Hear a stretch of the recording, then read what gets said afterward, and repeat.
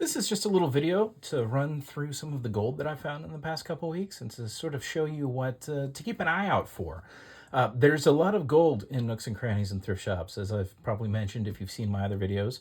It's not exactly obvious that it's gold.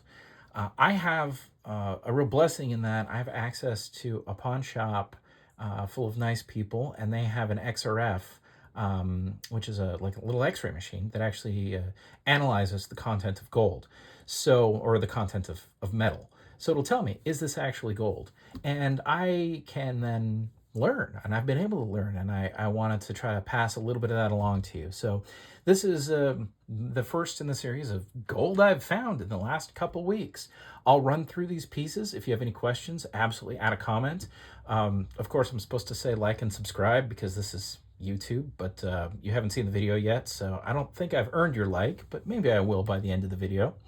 And what I hope most of all is that if you find this useful, you can actually go out and apply it and find a little bit of gold for yourself. It's out there, and I think anyone can find it.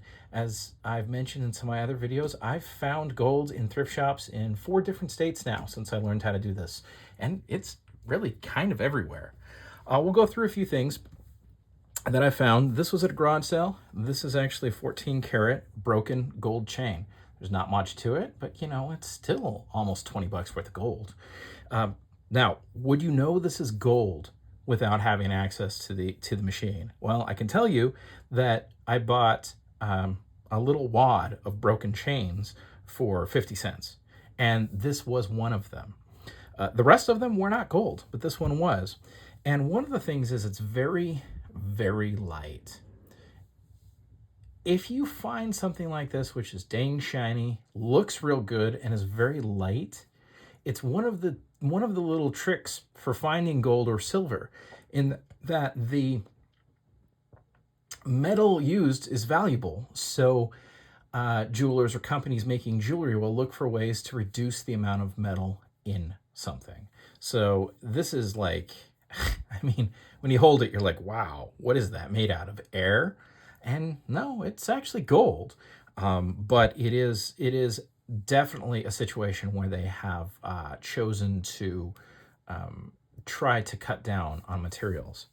Some of these other pieces that are maybe interesting is this one. And this is where you get into very old gold. So this, as I understand it, that's probably like a crystal right there. And this is like a hair doodad. You would actually like just sort of twist this down into your hair, and then you have a little hair jewel sparkly thing. And this is actually, and you can see, especially if we compare it to like this other piece of more modern 14 karat gold, you can see that color is very kind of rosy, coppery, as opposed to the very yellow gold here. And that's because this is 9 karat gold. So this is only 33.3% gold. And you'll find that with the old stuff. But you know what? 33.3% gold is still gold. And gold is so valuable, even just this little bit was absolutely worth fishing out of a bin for a quarter. These actually were something that I had in another video. They are a good example of where something might look like costume jewelry, but it is not.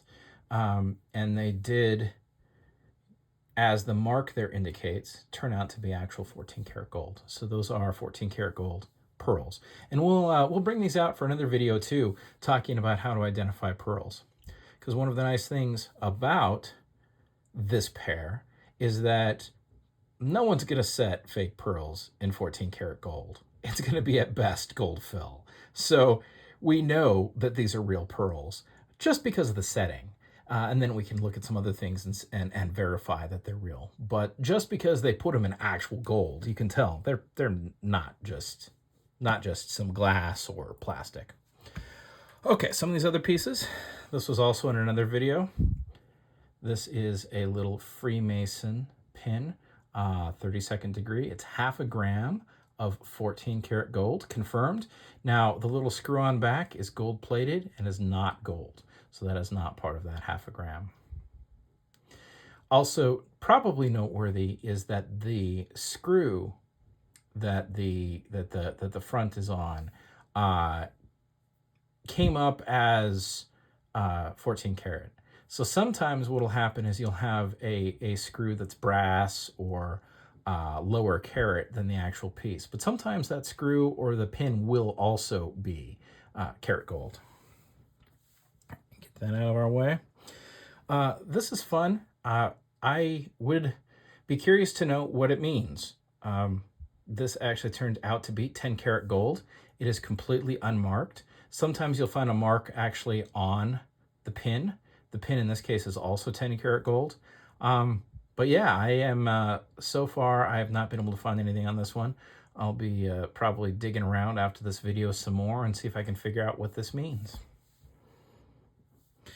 This is a very good example of where you can find little bits and bobs of gold for usually nothing. They'll be in broken jewelry baskets or in little bags of broken jewelry or pin bins or whatever. They'll just be floating around the bottom of things.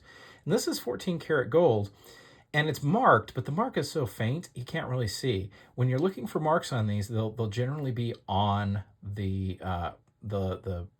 bit you're threading through your ear, wherever that might be. And in this case, there is a mark, but even with a loop, I could barely see it. But I thought it was worth checking on the machine because it's so light and thin. Like if I wanted to bend this, I could probably just squish it. And that's another example of where they're conserving materials to produce something that is 14 karat gold, but with the smallest amount of gold possible to produce the object. A couple other things. This one, saw in another video, this is all confirmed to be 10 karat gold. These little pins are a hoot. This one was actually marked 10 karat, but this one was not marked 10 karat. And it is, in fact, a mixture of 10 karat and 14 karat. If I flip it over, the outer, see the really shiny outer bit, that part with the name on it there is actually 14 karat. But you can see that inner bit, which actually has about the same color on it as this, is also 10 karat. So this is a situation where we have 14 karat, 10 karat, and then again, the top piece here with the seed pearls is 14 karat. So I am not entirely certain why some of these aren't marked, but I would guess that they don't want to bother to mark each individual carat. So we don't want to say, okay, this piece is 14, this piece is 10, and this piece is 14. And like, where would you put the 14K mark on the top one anyways? So since these were generally ordered by the sorority or fraternity, I think they just didn't have them marked as to the gold content. But for you, that's absolutely something that you should keep in mind when you're poking around. When you find these things, now sometimes they are gold fill, or they'll be gold fill with 10 karat on top. Like one of these layers might be gold fill, and then another layer might be, 10 karat. But they're often not marked. So they're one of those things that just shows up in a little pin bin at the thrift shop. And I think the first one I ever bought of these was $0.25, and I was absolutely hooked. So definitely keep an eye out for these. They are they're cool too. They're definitely beautifully made. And usually another thing you can do to see if it's good, and you can, this camera will do it. You see how each of those little seed pearls in there is actually individually set? If they're just glued in and they don't have someone going through and individually punching that gold around it to keep the pearl in there, the glue indicates it's not going to be real. So if you see these that don't have that, you can just avoid them. They're usually not even gold fill. They're usually just gold plate. And plate is effectively worthless.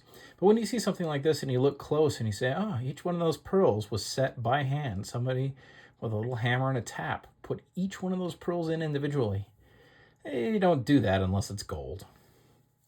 And then the last piece here. Now this guy turned out to be 10 karat, and he is just a hoot. Now totally unmarked. And I think, and I'm going to have to do a little digging, but I think this has something to do with Freemasons.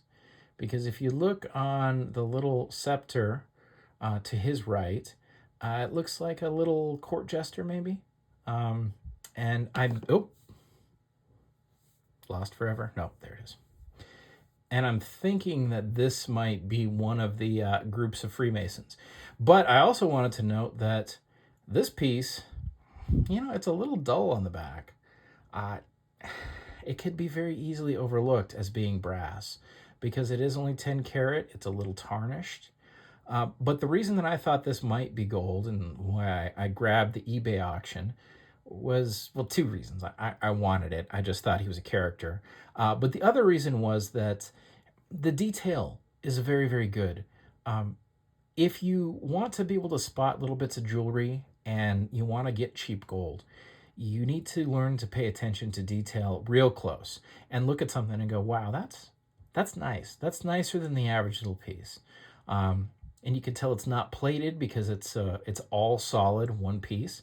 Even if you look at the back, even though it's a little dull, it's still not, it's still not two different materials. You don't have one surface with another surface that's imposed over it, as you do with plate.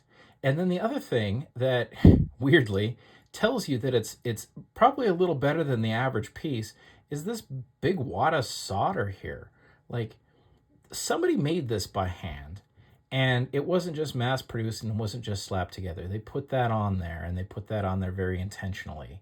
And that's the sort of detail that you want to look at. Now, oftentimes these things will end up being brass, so don't pay a lot for them. Pay your quarter or your dollar or whatever, and like it for what it is. But know that it also could be a piece of gold. If you find this content useful, as I mentioned before, go ahead and please give me a like and subscribe and tell other people. And if you find gold when you're out and about using this information, please let me know. I would love to find out what people are finding when they go out and look for these things. I hope you're having a great day.